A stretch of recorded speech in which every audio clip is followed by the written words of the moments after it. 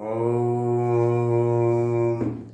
ध्यानमूलं गुरुर्मूर्तिं पूजामूलं गुरुर्पदं मंत्रमूलं गुरुर्वाक्यं मोक्षमूलं गुरुर्कृपा। भाई बहनों, मानव जीवन जिस काम के लिए हमको मिला है उसके बारे में चिंतन करना ही अध्यात्म है। आत्मा क्या है, परमात्मा क्या है, जीव क्या है, ब्रह्म क्या है, शरीर क्या है, इसका विश्लेषण करना ही अध्यात्म है। व्यक्ति जितनी ये सोचता है कि मेरा स्वरूप क्या है, दुनिया का ज्ञान होता है, खगोल का, भूगोल का, विज्ञान का, सारी दुनिया का ज्ञान इकट्ठा कर लेता है। वो जानकारियां हैं केवल। शास्त्र में जो तत्व ज्ञान होता है, क्या तत्व ज्ञान? तत्व ज्ञान क्या है? तत्व ज्ञान है सत्य की पहचान, कि वास्तव में सत्य क्या है। तो सत्य को प्राप्त करने के लिए हमें 3 काम करने पड़ते हैं। आजकल कुंभ का दर्शन हो रहा है, लोग कुंभ में जा रहे हैं, त्रिवेणी का स्नान करते हैं। त्रिवेणी में क्या है? गंगा, यमुना और सरस्वती। सरस्वती ज्ञान की देवी मानी गई है, वह गुप्त है, अंडरग्राउंड चलती है। और यमुना कर्म योग की प्रतीक है, और गंगा ज्ञान योग की प्रतीक है। इसी प्रकार से मनुष्य के आध्यात्मिक जीवन में जिसके मन में 3 चीज़ें हैं, आत्मा में 3 चीज़ें हैं। कौन सी? विश्वास, श्रद्धा और निष्ठा।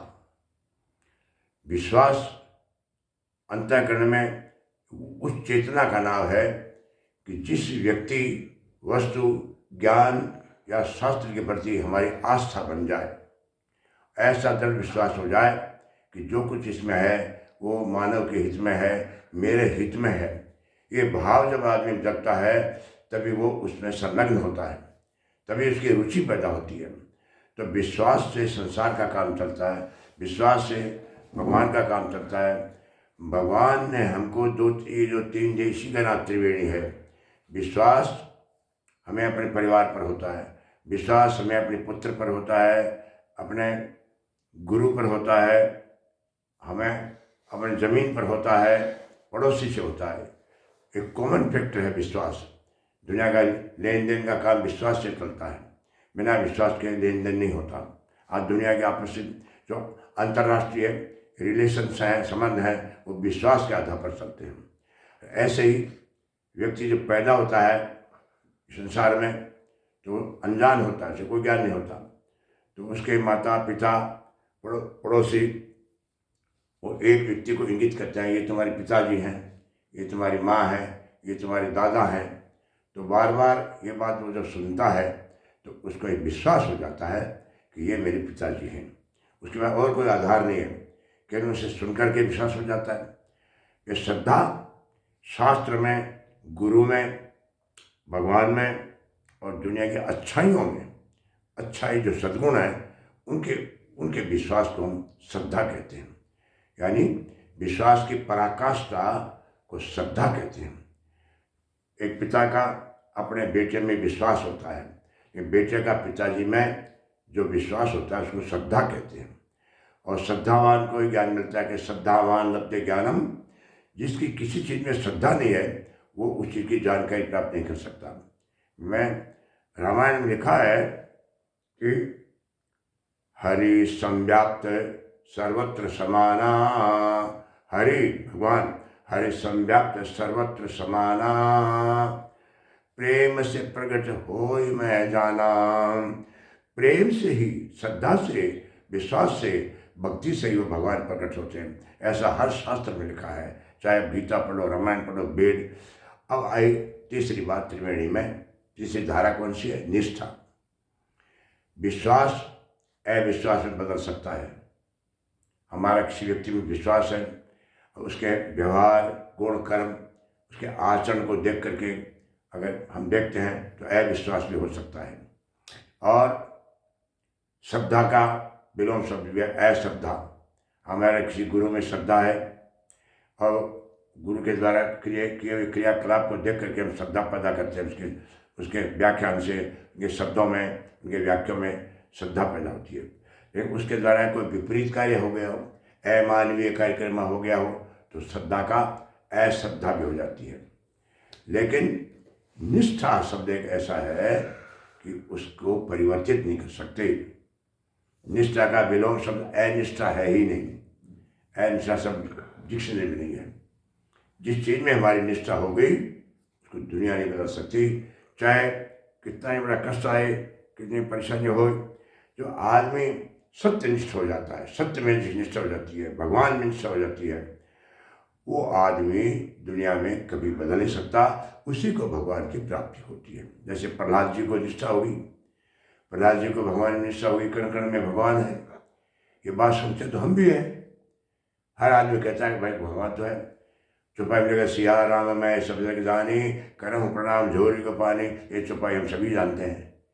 इस चौपाई में अगर निष्ठा हो जाए, कण कण में राम और सीता है, तो हम धोखा किसको देंगे, किसके साथ गलत काम करेंगे, किसको हम फंसाएंगे किसी जाल में, क्योंकि जिसको फंसाएंगे उसमें सीताराम है। किसी नारी को अगर हम धोखा देंगे, उसके साथ अत्याचार करेंगे, तो सीता के साथ हो गया। किसी इंसान को, किसी व्यक्ति को हम धोखा देंगे, उसके साथ में हम कपट छल करते हैं, तो वह तो फिर सिया राम मैं सब जग जानी, करो प्रणाम जोर के पानी, इस चौपाई का एकदम जीवन में नहीं था, इसकी निष्ठा नहीं बनी। जब तक किसी भी चौपाई, किसी भी ज्ञान, गुरु के शब्द, गुरु के दिए मंत्र के माय अंदर जब तक आदमी की निष्ठा नहीं होती है, तब तक वो अपने गंतव्य को प्राप्त नहीं कर सकता। तो मैं लोगों से यही कहता हूँ, भाई अभी त्रिवेणी स्नान में लाखों करोड़ों आदमी जा रहे हैं, लेकिन वहाँ ये बहुत अच्छी व्यवस्था है। धन्यवाद देते हैं महाराज तंत्र को कि गजब की व्यवस्था, जो अपने आप में अभूतपूर्व है, न भूतो न भविष्यति। लेकिन जो बुजुर्ग लोग हैं, महिलाएं हैं, अपंग हैं, वो तो नहीं जा सकते। तो क्या वो उस त्रिवेणी में स्नान के बिना क्या उनकी मुक्ति नहीं होगी क्या? अगर वो हमारे प्राणायाम में ईड़ा पिंगला और सुषुम्ना, ईड़ा पिंगला प्राणायाम आता है योग में, ये त्रिवेणी संगम है। और श्रद्धा, विश्वास और निष्ठा ईश्वर के प्रति, शास्त्र के प्रति, गुरु के प्रति, धर्म के प्रति जिसके मन में हो गई, तो वो अपने अंतरंग में ही वो त्रिवेणी का स्नान कर लेता है। ऐसे लोगों को इस समय टीवी में या अपने मोबाइलों में देख करके और गंगा के दर्शन करने चाहिए, क्योंकि वहाँ जाके भी तो दर्शन नहीं करेंगे, रहने की वहाँ व्यवस्था नहीं हो पाएगी। जो मठाधीश हैं उन्होंने अपने चेलों को तो बुला रखा है। आम जनता के लिए ये स्थिति है, तो उनसे मेरा यही निवेदन है कि बसंत पर्व आ रहा है, बसंत हमारे दिल के हृदय की कलियाँ खिलें। बसंत पर हम योग के द्वारा, ध्यान के द्वारा, निष्ठा के द्वारा ईश्वर का ध्यान करें, और बसंत पर्व के ऊपर कली कली खिलती है, धरती पर हरी चादर छा जाती है, और हर पत्ते पत्ते में कोंपलें फूटने लगती हैं। ऐसा आध्यात्मिक पर्व है बसंत पर्व। हमारे अंतरंग की कलियाँ फूटें, हृदय कमल खिले, ऐसी भक्ति हम बसंत पंचमी को करें। यज्ञ करें, हवन करें, जप करें। हमारे मन में जो अनास्था नाम की कोई चीज़ है, इस युग में सबसे बड़ी बीमारी अनास्था।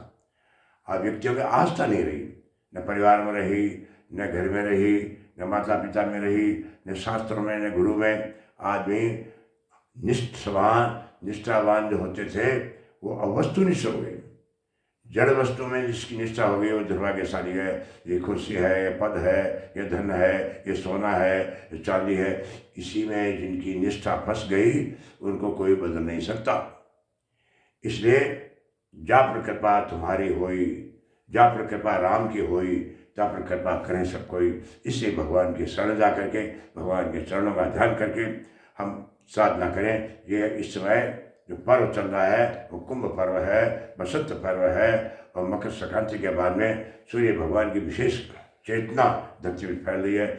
इस समय अपने को साधना करनी चाहिए। जो साधना करते हैं वो अपने आप को अहोभाग्य मान के चलें। बहुत बहुत धन्यवाद।